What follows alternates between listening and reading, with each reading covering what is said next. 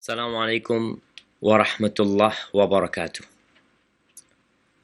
Alhamdulillah alladzi bini'matihi tatimmu salihat.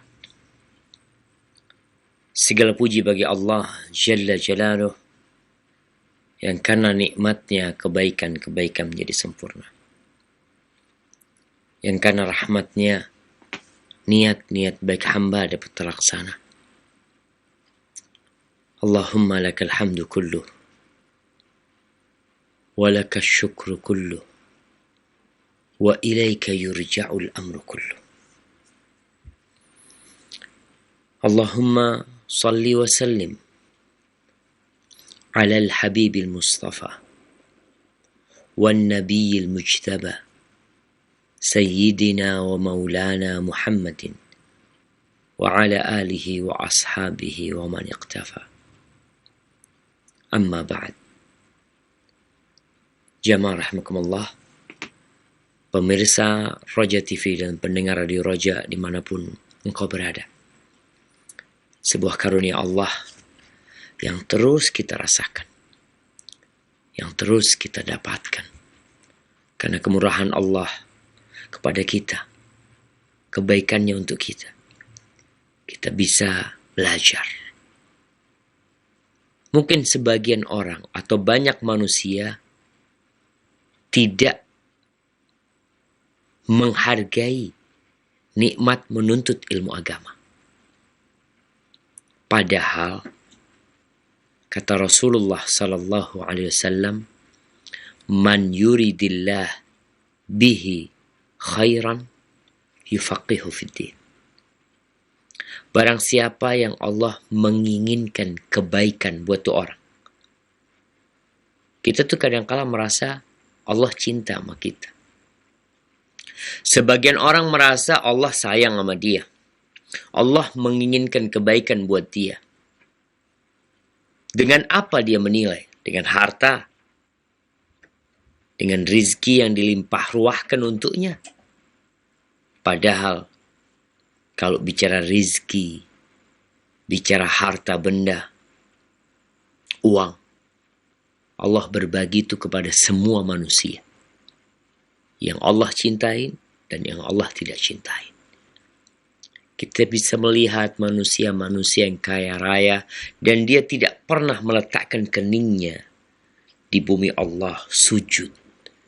Tidak pernah mengangkat tangannya berdoa memohon kepada Allah ampunan atas dosa-dosa yang dilakukan. Gak pernah. Supaya kita sadar kalau dunia ini tidak ada harga dan artinya, sehingga dibagikan kepada semua manusia. Berbeda dengan ilmu agama. Apa bedanya? Rasulullah SAW mengatakan, innal anbiya lam yuwarithu dinaran wala dirhaman. Para nabi itu nggak mewariskan emas dan perak. Bukan rumah yang mewah yang ditinggalkan oleh Rasulullah SAW. Bukan harta yang berlimpah yang diwariskan Nabi SAW. Bahkan beliau meninggal dunia dalam kondisi baju besinya digadaikan.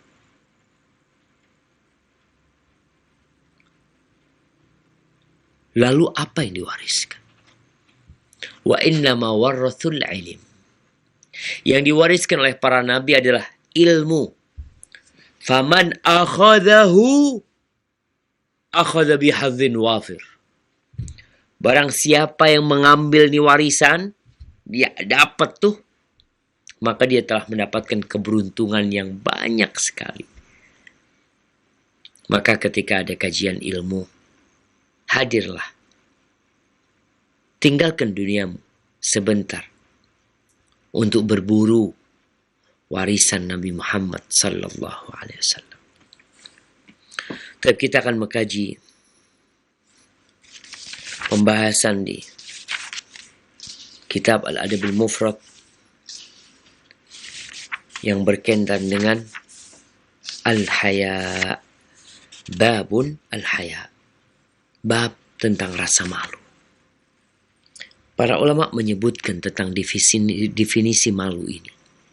Yang hakikatnya adalah sebuah perangai, sebuah karakter yang mendorong seseorang meninggalkan perbuatan jelek dan mencegah seseorang dari meninggalkan hak-hak orang lain, mengabaikan hak orang lain. Jadi kalau dikatakan sifat malu adalah sifat yang membuat orang itu meninggalkan perbuatan jelek dan membuatnya mengabaikan hak-hak orang lain. Dia malu untuk melakukan itu. Al-Fudail bin Iyad radhiyallahu ta'ala anhu, dia mengatakan tanda-tanda kesengsaraan, tanda-tanda kebinasaan, tanda-tanda celakanya hidup manusia. Yang pertama adalah kerasnya hati. Yang kedua, mata yang tidak pernah menangis. Yang ketiga, sedikitnya sifat malu. Hatinya keras, air matanya membatu. Sedikit sifat malu. Cinta dunia. Dan panjang angan-angan. Itu orang sudah sengsara hidupnya. Ketika sifat malunya sedikit. Maka ahibati fillah, kita perlu bertanya, apakah kita sudah memiliki sifat malu yang cukup? Atau belum? Karena bicara sifat malu, kita akan berbincang tentang iman.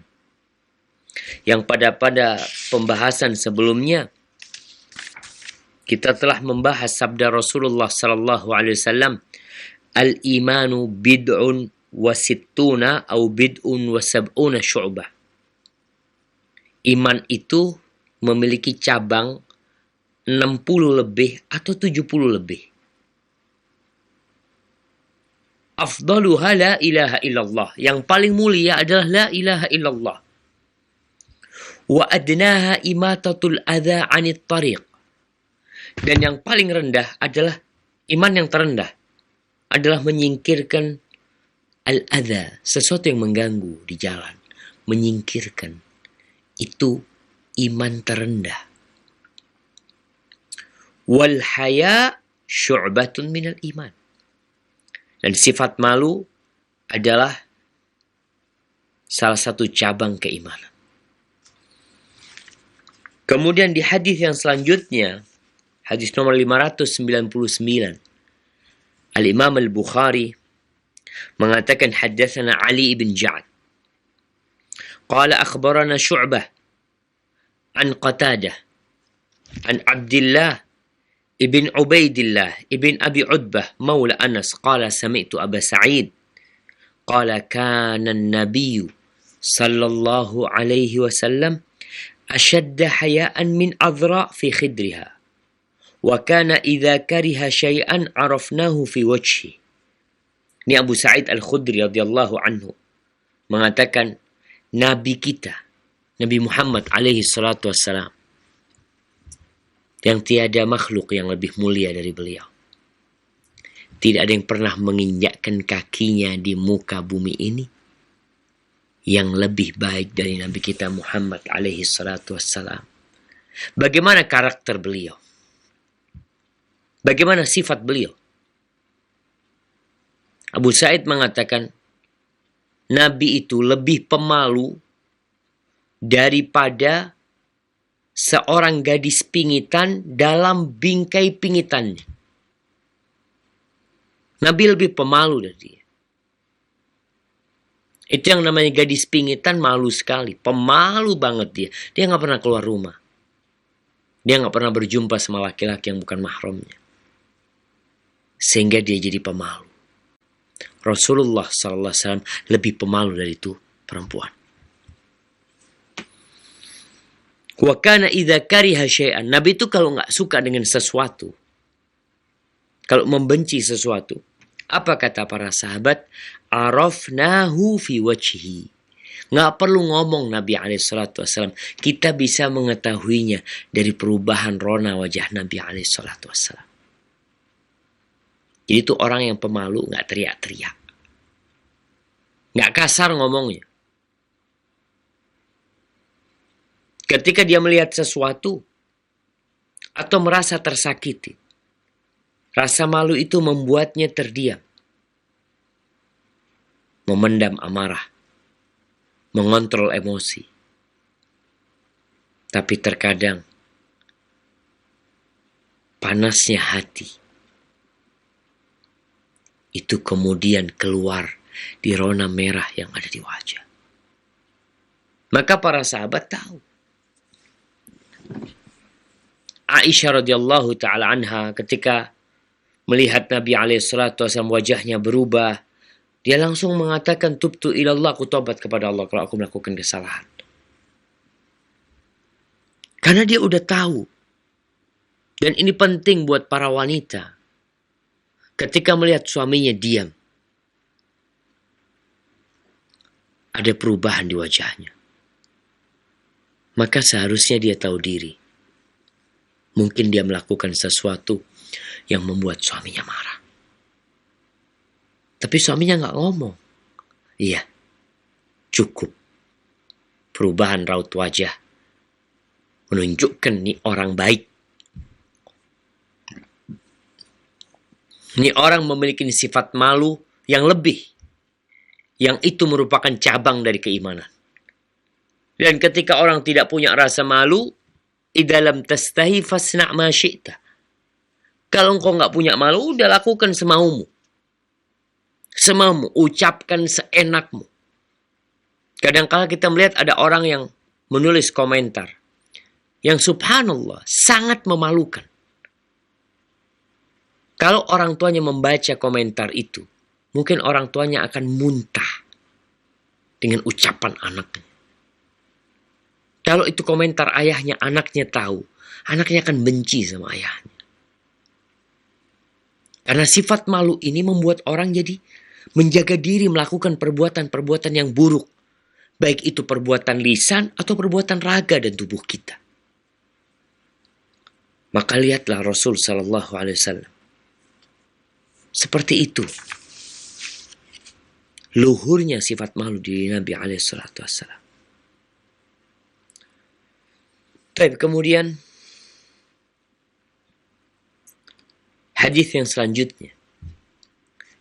Al-Imam Bukhari mengatakan qala haddatsana Abdul Aziz ibn Abdullah qala haddatsana Ibrahim ibn Sa'ad an Salih an Ibn Shihab anna Uthman wa Aisyah haddathahu anna Abu Bakar ista'dhana ala Rasulillah sallallahu alaihi wasallam wa huwa muttaji'un ala firashi Aisyah labisan mirta Aisyah.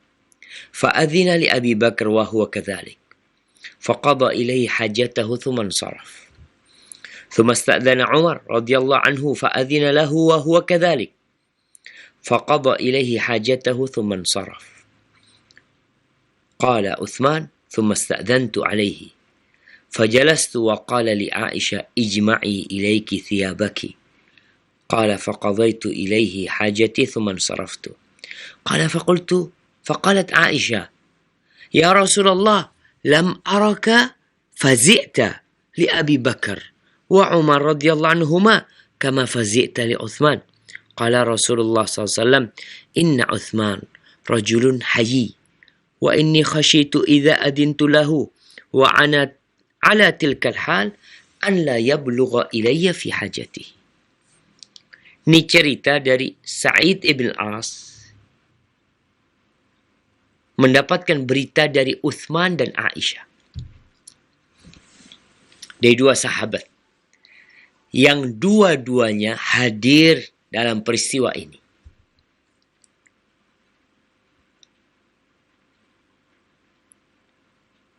Diceritakan oleh keduanya bahwa Abu Bakar datang menjumpai Rasulullah SAW di rumahnya.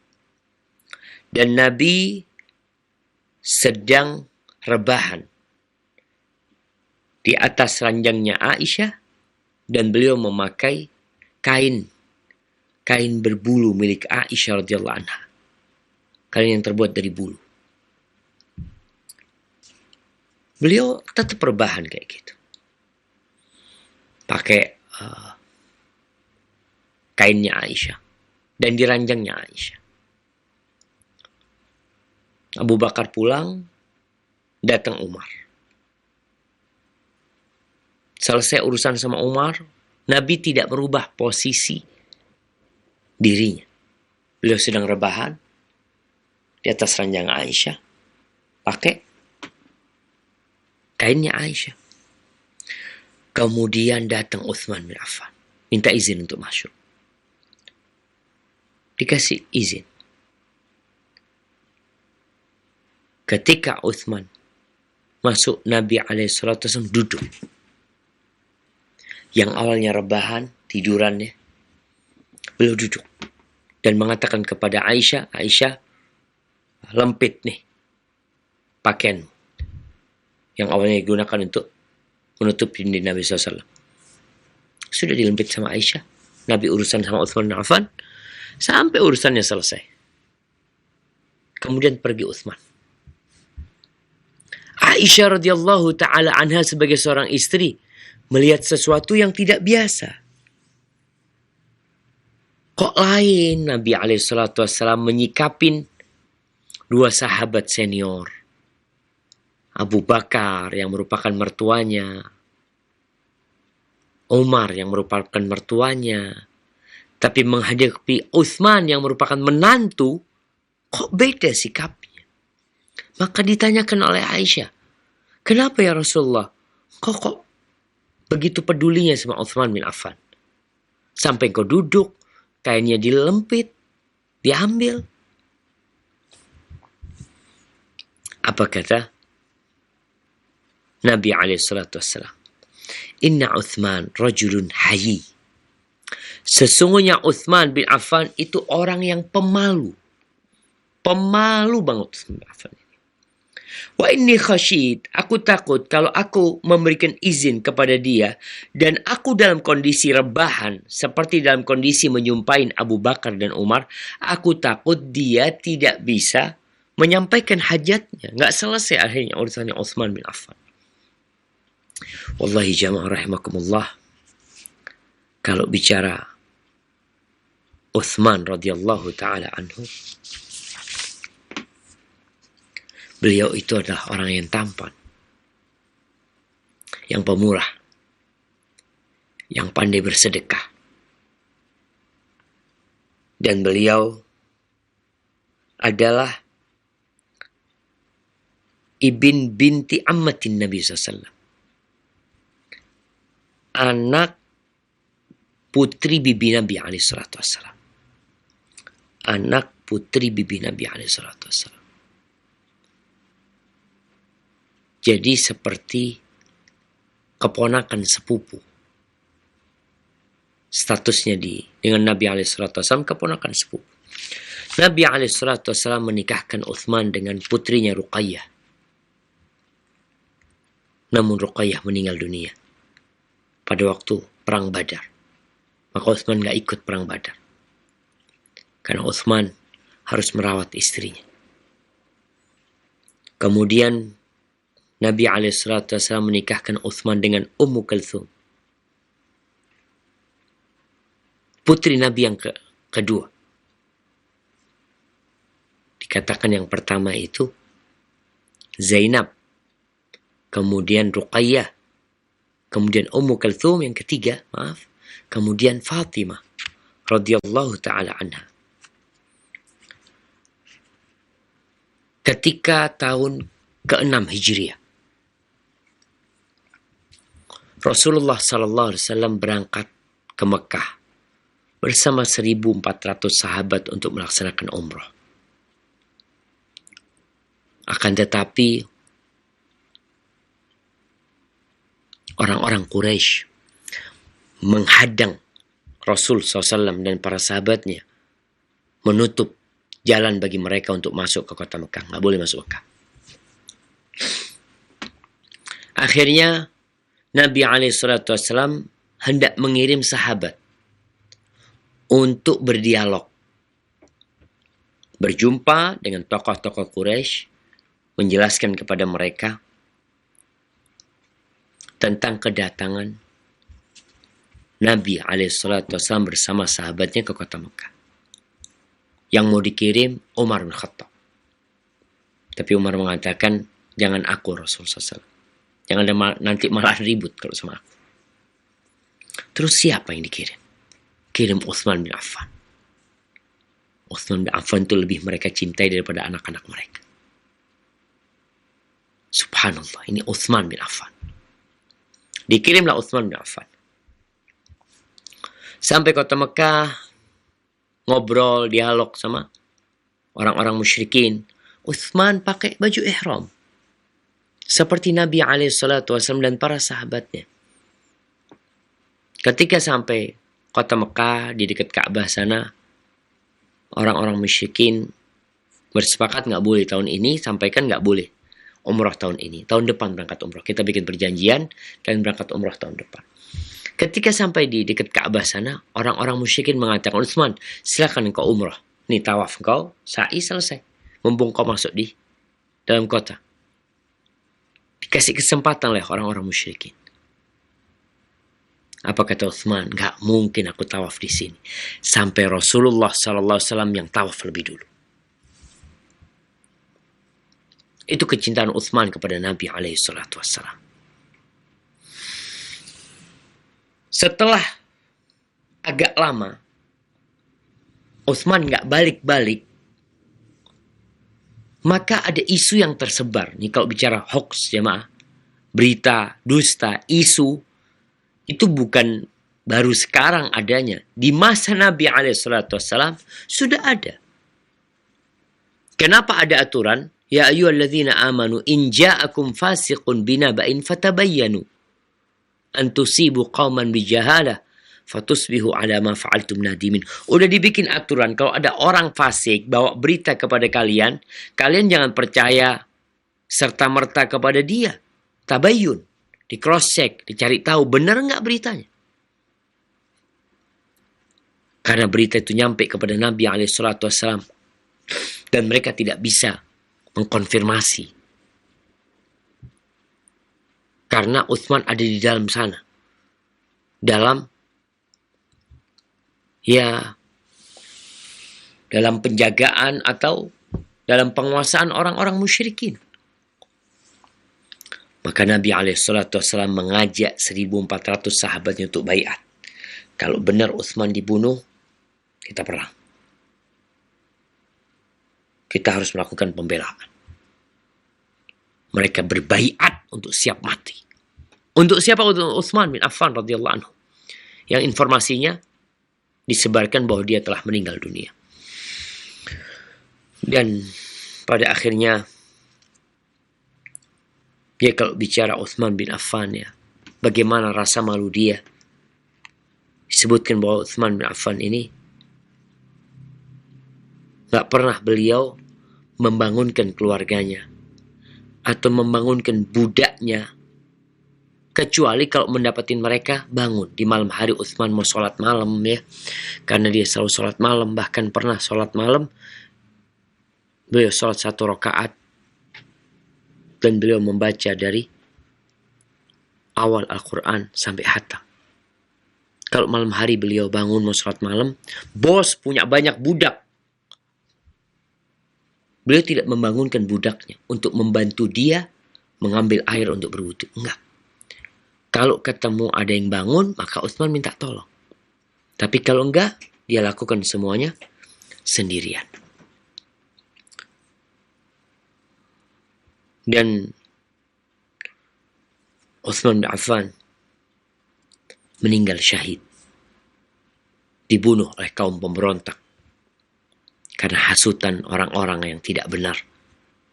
Menghasut pemerintah. Akhirnya mereka berontak dan membunuh Utsman bin Affan radhiyallahu taala anhu pada tahun 35 Hijriah. Dan Rasulullah sallallahu alaihi wasallam pernah menyampaikan kepada para sahabat dan kepada Uthman bin Affan, "Basyirhu bil jannah ala balwan tusibuh." Kasih kabar gembira kepada dia dengan masuk surga, tapi dengan balak yang akan menimpa dia. Itu balak dengan terbunuhnya Uthman bin Affan radhiyallahu ta'ala. Jadi Uthman benar-benar orang yang pemalu, jemaah. Ketika pemberontak itu datang, hendak mengepung rumahnya Uthman bin Affan, datang para sahabat Nabi, datang Hasan dan Husain dengan pedang mereka, siap membantu Uthman bin Affan. Kata Uthman, "Gak usah kalian pulang, semua kalian pulang. Gak usah lah. Biar Allah menyelesaikannya." Dan akhirnya Uthman terbunuh radhiyallahu ta'ala anhu dengan kejam dilakukan oleh orang-orang Khawarij yang mereka tidak faham tentang agama kecuali hanya kulitnya belaka, dan agama nggak ada kulit dan isi sebenarnya, jamaah. Tapi dia tidak memahami agama kecuali sedikit, sehingga gampang terprovokasi, gampang dihasut. Maka seorang muslim adalah belajar agama. Maka kita lihat Rasulullah Sallallahu Alaihi Wasallam malu kepada Uthman bin Affan. Kemudian di hadis ini ada satu pesan penting dari Nabi Alaihissalam. Nabi itu takut nanti Uthman nggak menyampaikan hajatnya dengan sempurna karena dia malu. Sedangkan di masa sekarang ini banyak orang-orang yang tidak mau membantu orang lain. Memang sengaja mempersulit orang lain, bukan malah memberikan kemudahan. Dan kita tahu nih, bagi siapa aja yang menjabat sesuatu sehingga dia mengurusin urusan orang lain, dia bisa memudahkan dan bisa mempersulit, dia punya kekuasaan untuk itu. Ingat dengan sabda Nabi SAW, beliau mendoakan, "Allahumma man waliya min amri ummati syai'an fashaqqa alaihim fashkuk alaih." Ya Allah, barang siapa yang ngurusin urusan umatku, sesuatu dia punya kekuasaan, dari pejabat rendahan sampai pejabat tertinggi, kalau dia mempersulit umatku, persulit dia ya Allah. Ini doa Nabi SAW.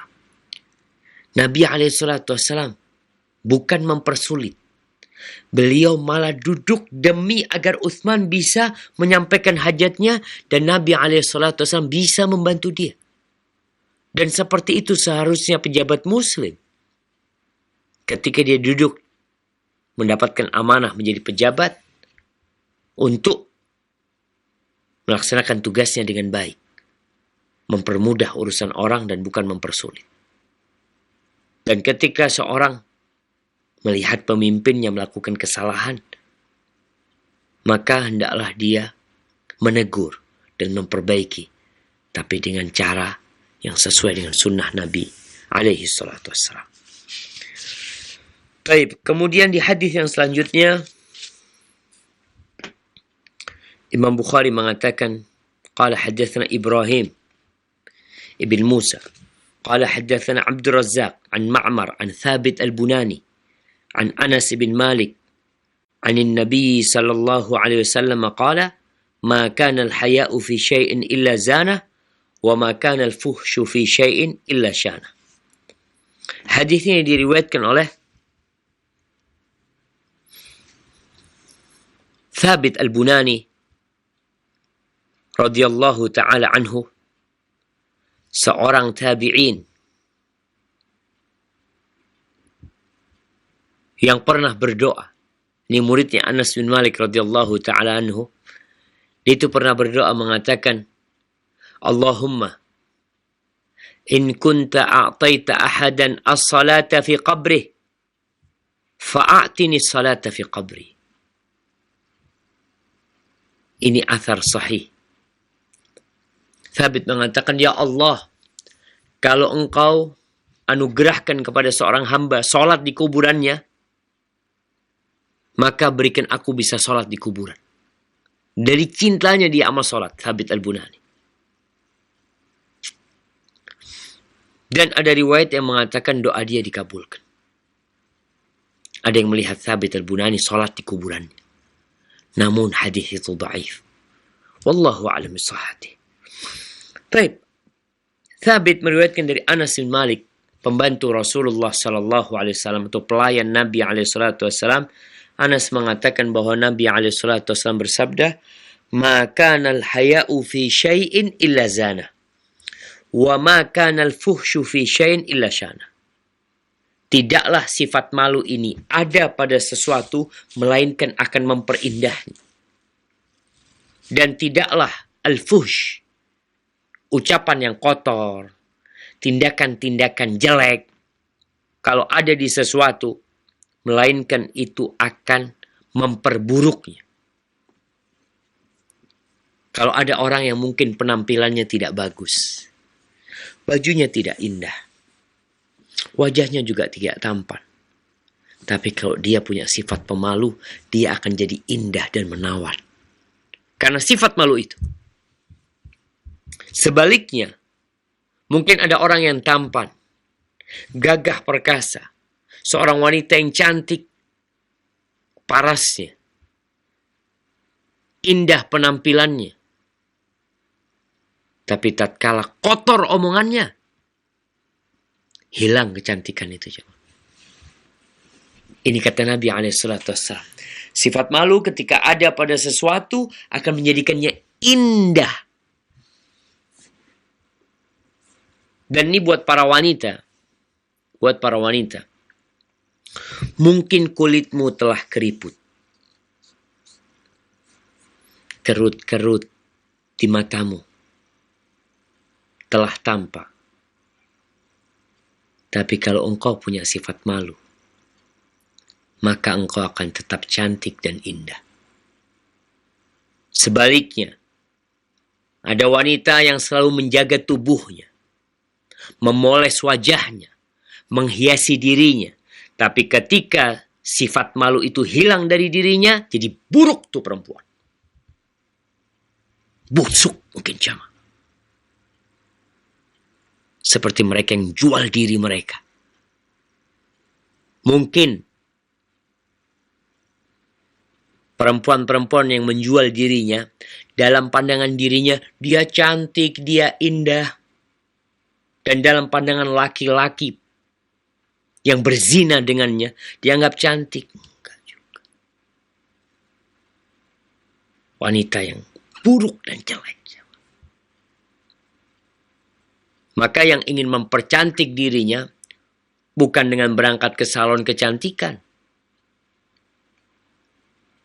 Dengan cara apa? Memperbaiki sifat malu. Wanita yang pemalu, subhanallah, indah sekali. Begitu pula dengan laki-laki. Ada laki-laki yang kalau ngomong kotor, ucapan-ucapan yang tidak pantas untuk disampaikan, dia keluarkan, langsung jadi busuk tuh laki-laki. Penampilannya yang indah, wajahnya yang tampan, tubuhnya yang gagah, hilang semua ketika keluar kata-kata kotor dari mulutnya. Atau dia melakukan tindakan yang menunjukkan tidak ada rasa malu. Barakallahu fikum. Baik. Berkaitan dengan hadis yang selanjutnya, artinya hadis yang sebelumnya ini seharusnya memotivasi kita untuk memiliki sifat malu. Menjaga lisan kita dari ucapan-ucapan yang kotor dan perbuatan-perbuatan. Ada isyarat-isyarat dengan tangan yang maknanya buruk. Ada isyarat dengan tangan. Mungkin di barat seperti apa, di Indonesia seperti apa. Isyarat dengan jari. Ketika engkau melakukan itu, hilang keindahan diri. Kemudian hadis selanjutnya, Imam Bukhari mengatakan haddatsana Ismail qala haddatsani Malik an Ibn Shihab an Salim an Abi anna Rasulullah sallallahu alaihi wasallam marra birajulin ya'idhu akhahu fil haya faqala da'hu fa innal haya'a minal iman. Ini hadis dari Abdullah bin Umar bin Khattab radhiyallahu taala anhu, bahwa Rasulullah sallallahu alaihi wasallam melihat seorang kakak menasehati adiknya dalam sifat malu ini. Karena sifat malu ini membuat orang kadang-kala tidak mau mengambil haknya. Ada orang punya utang sama dia. Dia malu mau menagih. Terus gimana? Nih ada orang yang nasihatin adiknya tentang urusan sifat malu. Kamu jangan pemalu, macam-macam lah. Apa kata Nabi SAW? Da'hu fa innal haya'a minal iman. Biarkan dia. Biarkan dia. Biarkan dia dengan sifat malunya. Kenapa? Karena sesungguhnya sifat malu itu termasuk dari keimanan. Ada hadis yang mengatakan fa innal haya'a la ya'ti illa bi khairin. Karena sifat malu itu tidak akan mendatangkan kecuali kebaikan. Kalau tadi ada orang yang punya utang sama dia, lalu dia malu untuk menagihnya, itu jadi baik buat dia. Dia akan mendapatkan pahala di sisi Allah Azza wa Jal. Ketika dia tidak berucap kecuali setelah dia berfikir, ada orang-orang ketika ngomong, kata-katanya bisa dihitung. Kemudian dia juga tidak banyak ngomong. Itu sifat yang mulia. Maka biarkan orang yang punya sifat malu. Ada orang yang minta-minta sama dia, malu dia kalau nggak ngasih. Ada saudara yang menceritakan kesedihannya, malu kalau dia nggak ngasih. Nggak membantu. Ada yang seperti itu. Maka biarkan. Fa'inal haya' la ya'ti illa bi khair. Tapi dalam menegakkan kebenaran, seorang tetap dia tegakkan kebenaran. Jangan mengatakan malu. Karena kita tahu sifat malu adalah sifat yang membuat orang itu meninggalkan perbuatan-perbuatan yang buruk. Dan dia memberikan hak orang lain. Tidak mengambil hak orang. Itu pemalu jamaah.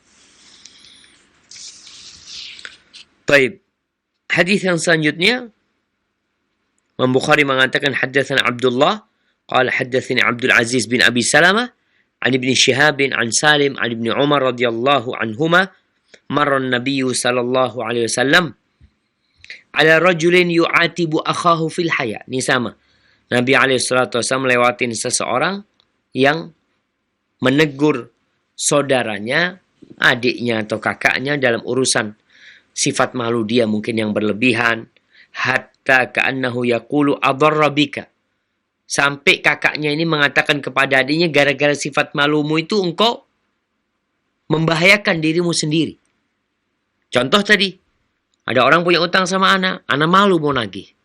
Mau ingatkan malu, mau minta. Padahal dia punya utang. Mungkin dianya sudah lupa. Maka dikatakan ini sifat malumu membahayakan dirimu. Faqala da'hu fa innal haya minal iman. Maka Nabi SAW mengatakan biarkan dia. Karena sesungguhnya sifat malu itu termasuk dari keimanan. Barakallahu fikum. Baik.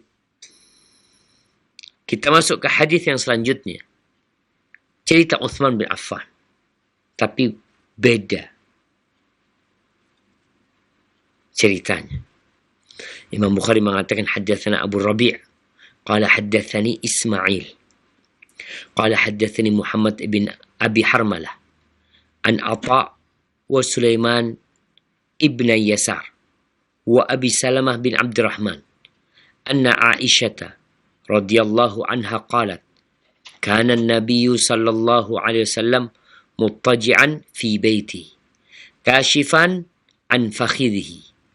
أو ساقيه فاستأذن أبو بكر رضي الله عنه فأذن له كذلك فتحدث ثم استأذن عمر رضي الله عنه فأذن له كذلك ثم تحدث ثم استأذن عثمان رضي الله عنه فجلس النبي صلى الله عليه وسلم وسوى ثيابه قال محمد ولا أقول في يوم واحد فدخل فتحدث فلما خرج قال قلت يا رسول الله دخل أبو بكر فلما خرج قالت يعني عائشة يا رسول الله دخل أبو بكر فلم تحش ولم تباله ثم دخل عمر فلم تحش ولم تباله ثم دخل عثمان فجلست وسويت ثيابك قال ألا أستحي من رجل تستحي منه الملائكة. Nih, kata Aisyah, Nabi SAW sedang rebahan di rumahku, beliau menyingkap pahanya. Artinya pahanya itu tersingkap. Orang dulu pakai sarung, kadang-kala duduk, kemudian ketarik sarungnya ya, sehingga pahanya tersingkap. Atau betisnya yang tersingkap. Fasta'dzana Abu Bakar. Abu Bakar izin untuk masuk. Dikasih izin sama Nabi SAW dalam kondisi paha Rasulullah SAW tersingkap. Udah. Ngobrol nih sama Abu Bakar. Kemudian masuk Umar bin Khattab radhiyallahu anhu, dikasih izin. Kemudian ngobrol sama Umar. Kemudian datang Utsman bin Affan radhiyallahu anhu. Ketika datang Rasulullah SAW langsung duduk. Ini Utsman minta izin. Dikatakan Utsman minta izin, diperbolehkan masuk. Nabi SAW langsung duduk, pahanya ditutup. Di sini ada perbedaan pendapat di antara para ulama antara batasan aurat. Hadis yang mengatakan baina surrati ila rukbah aurah, antara pusar dan lutut itu aurat. Antara pusar dan lutut aurat. Apakah kemudian lutut itu masuk kepada aurat? Apalagi paha masuk dalam aurat? Memang ada hadis mengatakan al-fakhidu aurah. Paha itu aurat. Tapi hadis yang lebih sahih, aurat itu di antara pusar dan lutut. Ketika masuk Utsman, Nabi duduk dan menutup pahanya. Qala Muhammad, wala aqulu fi yawmin wahid. Muhammad yang meriwayatkan hadis ini, Muhammad bin Abi Harmalah, dia mengatakan cerita itu tidak aku katakan dalam satu hari kejadiannya, entahlah. Artinya bukan dalam satu waktu. Bisa jadi besoknya, bisa jadi besoknya. Wallahu a'lam bishawab. Kemudian Utsman masuk, fadakhala fatahaddath. Utsman masuk dan Nabi SAW ngobrol sama Utsman, bicara sama Utsman. Falamma kharaj, ketika Utsman keluar, ini kesempatan buat Aisyah. Dia mau tanya, ya Rasulullah, dakhala Abu Bakar, falam tahush, walam tubali. Masuk Abu Bakar, engkau juga tidak duduk ya, nggak peduli dengan kondisimu yang sedang rebahan ya. Umar masuk juga seperti itu, engkau tidak merubah model dudukmu, model istirahatmu. Thumma dakhala Utsman fajalasta. Kemudian Utsman masuk, lalu engkau duduk. Wa sawaita thiyabak. Dan engkau pun merapikan pakaianmu. Kenapa engkau lakukan itu?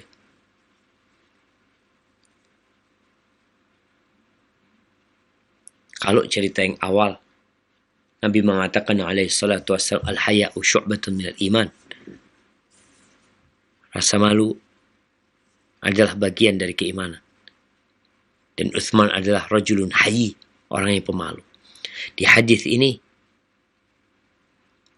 Nabi alaihi salatu wassalam mengatakan, ala astahi atau astahi min rajulin tastahi minhul malaika.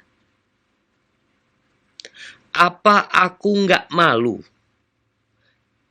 dengan seseorang yang malaikat aja malu sama dia? Malaikat makhluk yang halus, yang tercipta dari cahaya, yang dengan setiap manusia ada malaikat yang mendampinginya. Itu malu sama Utsman bin Affan. Kalau malaikat ajak malu, masa aku nggak malu? Maka di sini jemaah, sifat malu itu mencegah orang untuk melakukan tindakan-tindakan yang buruk. Dia tidak akan korupsi. Dia tidak akan membohongi umat. Dia tidak akan merampas milik orang lain. Kenapa? Karena sifat malu itulah yang membuat dia tidak melakukan dosa-dosa. Maka di sini Rasulullah Sallallahu Alaihi Wasallam menyebutkan betapa besarnya sifat malu Utsman bin Affan, yang kemudian mengantarkan Utsman untuk meninggal dunia dengan dizalimi, dibunuh oleh orang-orang Khawarij pada waktu itu. Haibati fillah, berbincang tentang sifat malu ini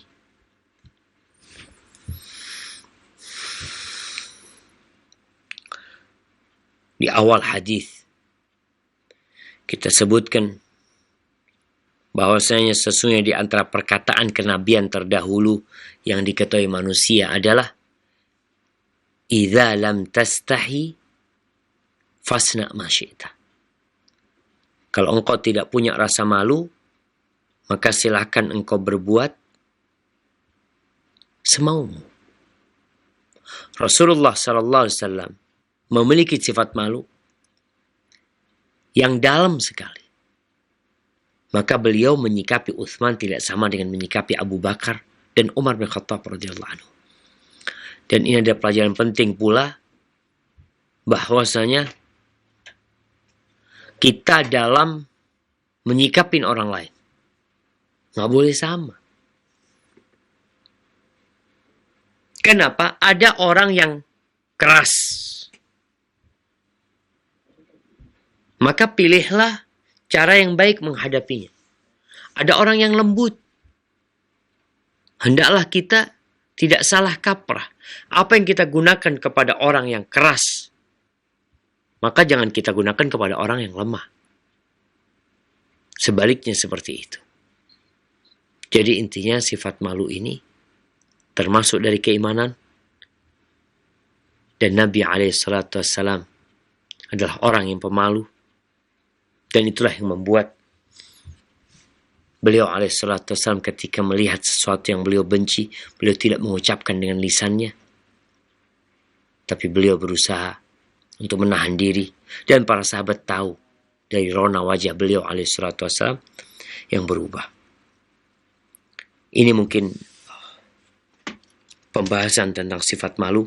Kemudian kita masuk ke bab yang selanjutnya, yaitu bab ma yaqulu idza asbah.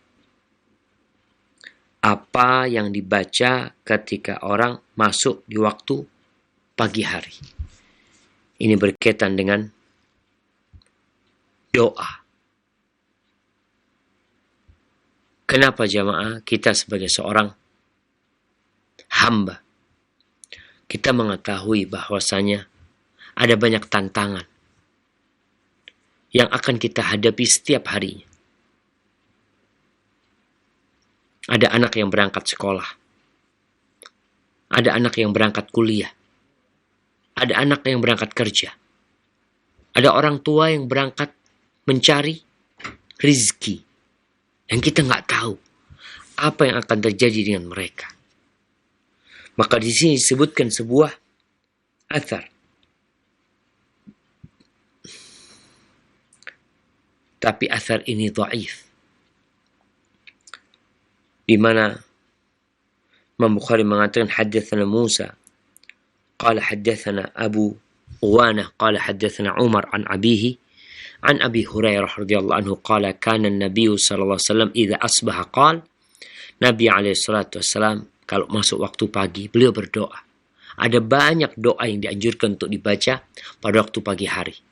Di antaranya di sini disebutkan, namun ingat hadisnya dhaif, sanadnya dhaif, kita akan bacakan yang sahih bentar lagi, di mana beliau membaca asbahna wa asbahal mulku lillah. Kita alhamdulillah bisa hidup di pagi hari ini dan kekuasaan itu milik Allah Azza wa Jal. Kemudian walhamdulillahi walhamdu kulluhu lillahi la syarikalah, dan ucapan alhamdu, pujian buat Allah, semuanya untuk Allah, tidak ada sekutu baginya. La ilaha illallah, tiada ilah yang berhak disembah kecuali Allah, dan kepadanya kita akan dihimpun. Adapun kalau sore hari beliau mengatakan amsayna, kita masuk pada waktu sore hari ini, bersyukur kepada Allah, kekuasaan milik Allah, segala puji semuanya milik Allah, tiada sekutu baginya. La ilaha illallah, tiada ilah yang berhak disembah kecuali Allah, wa ilaihil masir, dan kepadanya manusia akan dikembalikan. Ini sanadnya dhaif. Yang sahih, yang diriwayatkan oleh Imam Muslim, Nabi SAW mengatakan, asbahna wa asbahal mulku lillah. Kita hidup di pagi hari ini karena Allah, dan kekuasaan milik Allah. Walhamdulillah, dan pujian milik Allah. La ilaha illallah wahdahu la syarikalah. Segala puji bagi Allah, tiada yang berhak disembah kecuali Allah Azza wa Jal, tiada sekutu baginya. Ini sama kira-kira. Kemudian lahul mulku wa lahul hamdu wa huwa ala kulli syai'in qadir. Rabbi as'aluka khaira ma fi hadzal yawm wa khaira ma ba'dah. Ya Allah, aku meminta kepadamu kebaikan hari ini dan kebaikan yang sesudahnya. Wa a'udzubika min syarri ma fi hadzal yawm, dan aku berlindung kepadamu dari kejahatan yang ada pada pagi hari ini atau di hari ini. Wa syarri ma ba'da, dan kejahatan yang selanjutnya. Rabbi a'udzubika minal kasali wa su'il kibar. Ya Allah, aku berlindung kepadamu dari sifat malas dan masa tua yang buruk. Rabbi a'udzubika min adzabin finnar wa adzabin fil qabr. Wahai Rabbku, aku berlindung kepadamu dari azab di neraka dan azab di kuburan. Insyaallah masalah yang berkaitan dengan doa ini kita akan masuk ke bab-bab yang berkaitan dengan doa, agar seorang muslim setelah dia malu untuk melakukan tindakan-tindakan yang dimurkai Allah Azza wa Jal, dia datang kepada Allah, memohon kepada Allah. Karena doa meminta kepada Allah, kita nggak boleh malu, karena Allah nyuruh kita untuk berdoa dan memohon kepadanya, namun dengan etika dan adab yang baik untuk berdoa. Hadza wallahu a'lam bishawab. Itu yang bisa kita kaji pada kesempatan kali ini. Mungkin kita masuk ke sesi tanya jawab. Nah, Jazakallahu khairan, kami sampaikan kepada Al-Ustaz Dr. Syafiq bin Riza Basalamah MA Hafizahullah Ta'ala yang telah membimbing kita dalam pembahasan kitab Al-Adabul Mufrad karya Al-Imam Al-Bukhari rahimahullah Ta'ala. Saudaraku Siman Sakidah, untuk selanjutnya kami undang Anda untuk berpartisipasi dalam sesi tanya jawab. Insya Allah 30 menit ke depan kita akan coba angkat pertanyaan Anda. Dan yang pertama kita akan coba angkat pertanyaan melalui pesan singkat. Sudah masuk pertanyaan di antaranya dari Bapak Mulyadi di Belo Laut di Bangka Barat. Ingin bertanya, Ustadz, ada saudara kita yang sudah tua. Dia rajin beribadah, tetapi ibadahnya asal-asalan saja, Ustadz.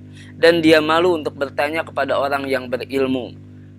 Apakah malu seperti ini dibenarkan, Ustadz? Mohon penjelasannya. Masya Allah. Iya, pertanyaan yang menarik jamaah berkaitan dengan orang yang nggak mau bertanya karena malu. Memang dikatakan dua orang yang tidak akan mendapatkan ilmu, padahal kita perlu ilmu. Ada dua orang yang tidak akan mendapatkan ilmu, mustahyin wa mustakbir. Yang pertama orang yang malu, nggak mau bertanya. Yang kedua orang yang sombong. Dalam bab ini kita diperintahkan untuk bertanya. Oleh karena itu ada seorang wanita yang datang kepada Nabi SAW. Wanita datang kepada Nabi SAW. Dia hendak bertanya. Pertanyaan yang hendak dia tanyakan ini sesuatu yang seharusnya orang malu untuk mengucapkannya. Maka perempuan ini membuat muqaddimah sebelum bertanya. Dia mengatakan, ya Rasulullah, innallaha la yastahi minal haq. Allah itu tidak malu dalam urusan kebenaran. Allah itu sifatnya pemalu, hai. Tapi dalam kebenaran Allah nggak malu. Apakah perempuan wajib mandi kalau dia bermimpi basah? Mimpi. Apakah wajib mandi buat dia? Malulah perempuan tanya itu kepada seorang laki-laki. Kepada Nabi SAW. Maka Nabi mengatakan, Naam, idza ra'atil ma'. Iya, kalau dia melihat ada air, ada mani dia, maka dia wajib mandi pada waktu itu. Maka bagi orang yang tidak mau bertanya karena malu, ini bukan malu yang terpuji. Karena sifat malu itu tadi kita sampaikan, yang dimaksud dengan sifat malu adalah sifat atau perangai yang mendorong seseorang untuk meninggalkan perbuatan jelek. Itu sifat malu. Kalau kemudian sifat malu dia, ada orang kadang-kala, ya, anak ngajar di kampus. Kita mengajar dengan bahasa pengantar bahasa Arab. Kadang-kala mahasiswa atau mahasiswi malu untuk bertanya karena takut salah dalam pertanyaan dia. Maka jangan malu dalam kebenaran. Karena engkau akan kehilangan banyak kebaikan. Ketika malumu itu, malu yang menghalangimu dari melakukan kebaikan. Karena seharusnya perangai malu ini adalah perangai yang membuatmu menjauhin hal-hal yang buruk, hal-hal yang jelek. Hadza wallahu a'lam bissawab. Jazakallahu khairan Ustaz atas penjelasannya, dan untuk berikutnya kita akan coba angkat penanya berikutnya melalui line telepon. Kami persilahkan. Assalamualaikum.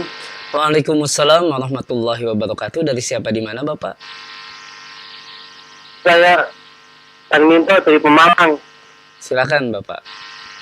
Ya, Pak Ustadz mau tanya, apa boleh seorang ibu karena repot itu menjamak sholatnya? Baik. Terima kasih Bapak. Iya Ustadz. Terima kasih. Assalamualaikum. Waalaikumsalam. Barakallahu fiik. Allah Azza wa Jalla berkaitan dengan salat jemaah. Allah mengatakan inna salata kanat 'alal mu'minina kitaban mawquta. Sesungguhnya salat adalah kewajiban atas orang-orang yang beriman yang waktunya sudah ditentukan. Maka salat subuh sampai matahari terbit.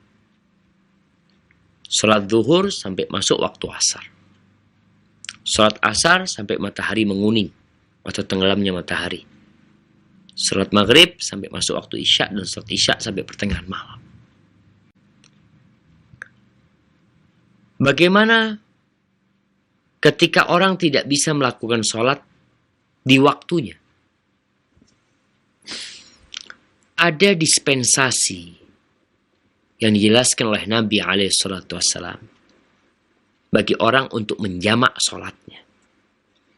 Yang pertama, dia musafir. Yang kedua, dia sakit. Nggak mampu untuk sholat di waktunya.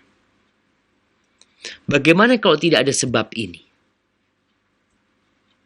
Kadangkala hujan deras, sehingga Nabi SAW pernah menjamak sholat di masjid.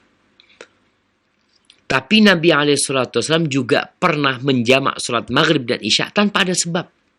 Tanpa ada hujan, tanpa ada hal yang menakutkan, beliau jamak.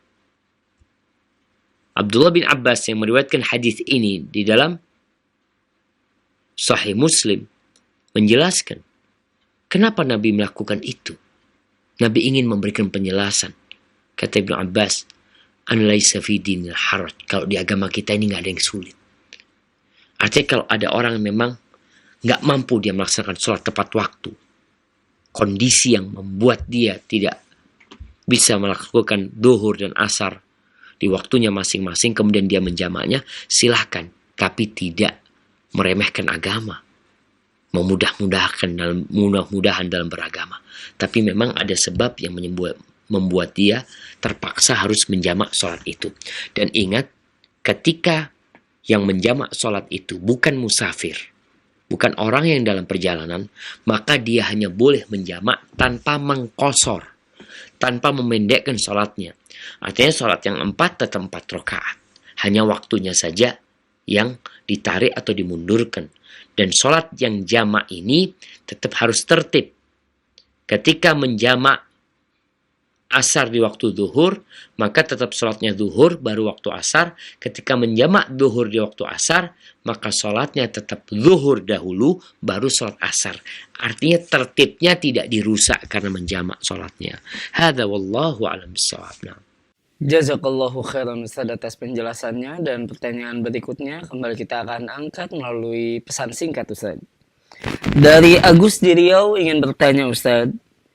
Ustaz, ketika meninggalkan kemaksiatan karena malu kepada orang, apakah akan mendapatkan pahala Ustaz? Mohon penjelasannya. Nah. Jadi kalau bicara meninggalkan kemaksiatan karena malu sama orang,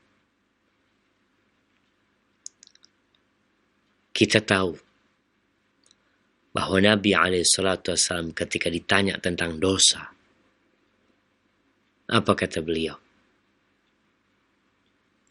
Beliau mengatakan, wal ithmu ma haka fi nafsika wa karihta an yattali alaihin nas. Dosa itu adalah sesuatu yang membuat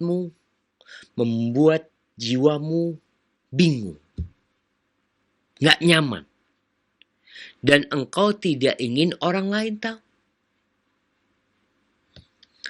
Ketika seorang hendak melakukan dosa, lalu dia mengurungkan niatnya karena Allah Subhanahu wa Ta'ala, maka dia akan dapat pahala. Tapi ketika seorang meninggalkan dosa karena malu sama manusia, bukan karena Allah Subhanahu wa Ta'ala, yang artinya kalau nggak ada manusia dia akan melakukan dosa tersebut, maka dia nggak dapat pahala meninggalkan dosa tersebut. Karena niatnya bukan lillahi ta'ala. Tapi dia nggak berbuat dosa. Tapi pahala nggak dapat. Karena kita tahu, innallaha katabal hasanat was sayyi'at. Allah telah mencatat tuh urusan kebaikan dan keburukan. Orang yang punya niat berbuat dosa, lalu dia mengurungkannya, maka akan ditulis buat dia satu kebaikan. Kalau dia meninggalkan dosa karena Allah Subhanahu wa Ta'ala. Tapi kalau dia meninggalkan dosa karena manusia, maka nggak ada pahala buat dia. Ya udah, dia nggak berbuat dosa. Tapi pahala dia tidak mendapatkannya. Jamaah rahimakumullah, dalam hadis yang diriwayatkan Imam Tirmidzi dari Abdullah bin Mas'ud radhiyallahu anhu, qala Rasulullah sallallahu alaihi wasallam, Nabi bersabda, apa kata Nabi alaihi salatu wasallam? Istahyu minallah haqqal haya. Kalian malulah kepada Allah dengan malu yang sebenarnya. Lalu kata para sahabat, inna nastahi, mereka mengatakan, ya Rasulullah, inna lanastahi. Walhamdulillah, wahai Rasul sallallahu alaihi wasallam, kita ini benar-benar malu sama Allah Subhanahu wa Ta'ala. Kita benar-benar malu. Dan alhamdulillah. Lalu Nabi mengatakan, laisa dzak. Bukan itu malu yang dimaksud. Sekedar perasaan. Beliau mengatakan, walakinnal istihya minallah haqqal haya. Tapi rasa malu kepada Allah yang hakiki, antahfadar ra'sa wa ma wa'a. Engkau menjaga kepalamu dan yang ada di kepala nih. Mata, mulut, telinga kita, jaga tuh dari yang dimurkain Allah SWT. Kalau engkau malu. Wa tahfadal batna wa mahawa. Dan kau jaga perutmu. Dan yang ada yang di perut, nafsu-nafsunya, kemaluannya. Wa tadzakkar al-maut wal bila. Dan engkau ingat dengan kematian dan kehancuran. Wa man aradal akhirah taraka zinatad dunya. Barang siapa yang ingin akhirat, maka dia akan meninggalkan perhiasan dunia. Faman fa'ala dzalika. Siapa yang melakukan itu, faqad istahya minallah haqqal haya. Maka dia telah malu kepada Allah dengan malu yang sebenarnya. Jadi kalau tadi dia meninggalkan dosa karena malu sama orang, seharusnya dia bikin malu sama Allah. Kita tuh kenapa malu sama orang? Karena orang ngelihat kita. Nanti dia ngomong sama orang. Nanti dia cerita aib. Padahal Allah senantiasa melihat kita, mengawasin kita. Dan malaikat kiraman katibin ya'lamuna ma taf'alun. Pencatat amal itu terus mencatat dan bersama kita dimanapun kita berada. Maka hadirkan perasaan diawasi Allah Azza wa Jal, dan hadirkan juga bahwasanya ada malaikat yang mencatat amal perbuatan kita. Jadi antum malu untuk berbuat dosa. Hadza wallahu a'lam bissawab. Nah. Jazakallahu khairan Ustaz atas penjelasannya. Dan berikutnya pertanyaan kembali melalui pesan singkat dari hamba Allah ingin bertanya Ustaz. Ustaz, beberapa waktu yang lalu saya memberi hutang kepada seseorang. Namun tampaknya beliau kesulitan untuk mengembalikannya. Ana pun enggan untuk menagihnya dan berkekuatan hati untuk mengikhlaskannya. Namun ternyata kemudian ana tahu bahwa uangnya dipakai untuk bermaksiat Ustaz. Dan korbannya pun banyak. Dan lalu kemudian ana berubah pikiran ingin menagihnya kembali. Apakah sikap ana ini tercela Ustaz? Mohon penjelasannya. Nah, barakallahu fiik ya. Iya, kalau kita melihat ternyata orang yang kita utangin itu menggunakan harta itu untuk kemaksiatan.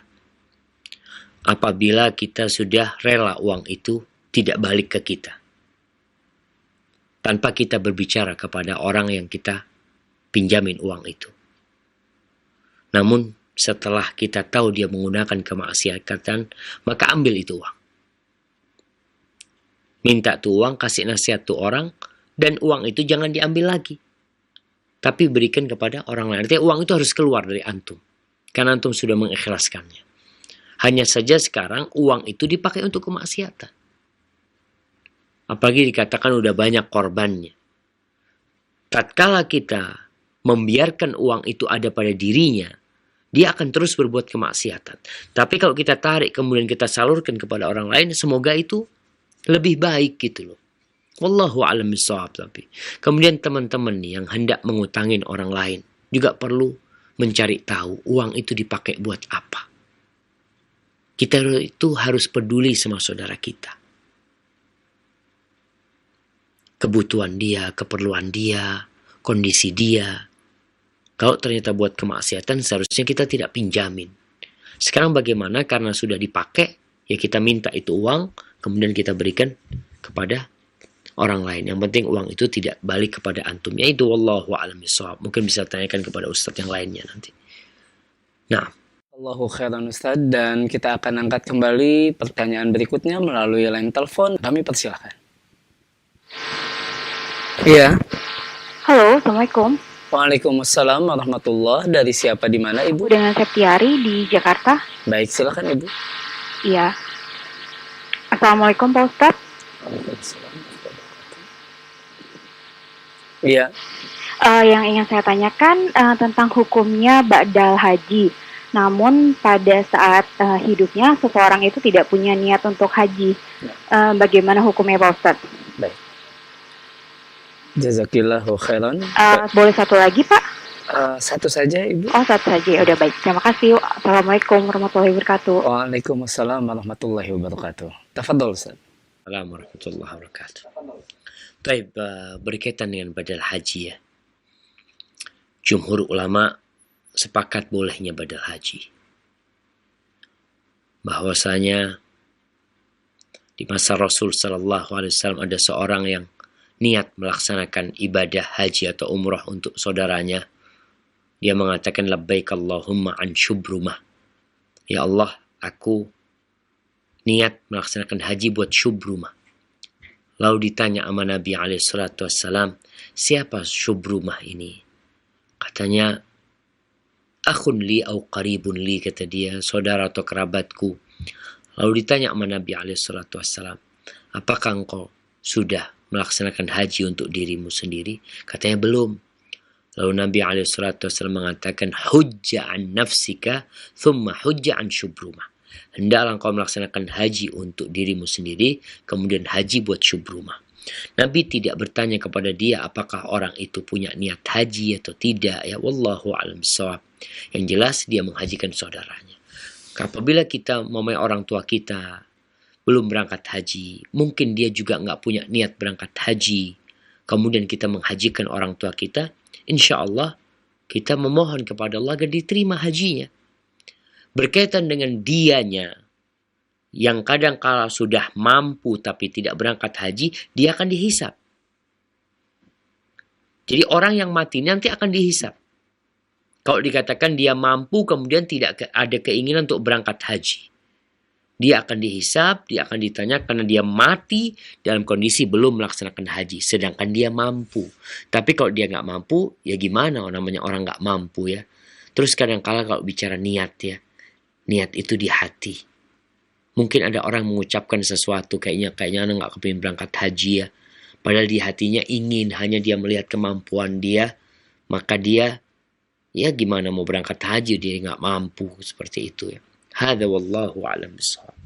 Jazakallahu khairan Ustaz atas penjelasannya. Semoga jelas bagi penanya. Dan untuk berikutnya Ustaz, pertanyaan melalui pesan singkat kembali Ustaz dari hamba Allah di Demak. Ingin bertanya Ustaz. Ustaz, ada seorang suami yang sering mengungkit-ungkit pemberiannya ke istri, termasuk ketika istri berobat sehingga membutuhkan biaya berobat. Pertanyaannya Ustaz, apakah istri dengan hal demikian wajib mengembalikan biaya-biaya pengobatan tersebut Ustaz? Mohon penjelasannya.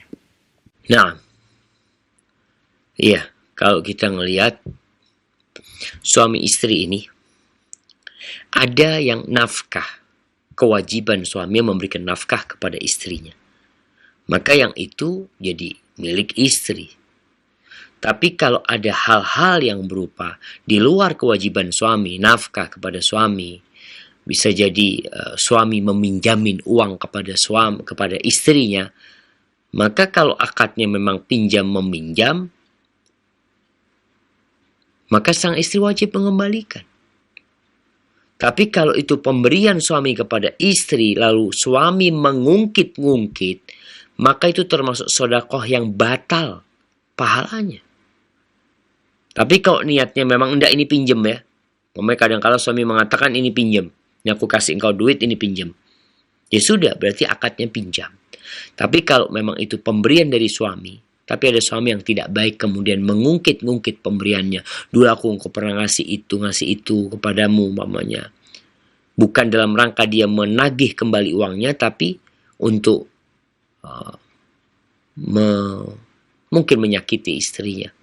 Yang kata Allah Azza wa Jalla, ya ayyuhalladzina amanu la tubtilu sadaqatikum bil manni wal adha. Wahai orang-orang yang beriman, kalian jangan membatalkan sedekah kalian dengan mengungkit-ungkit dan dengan menyakiti. Jangan.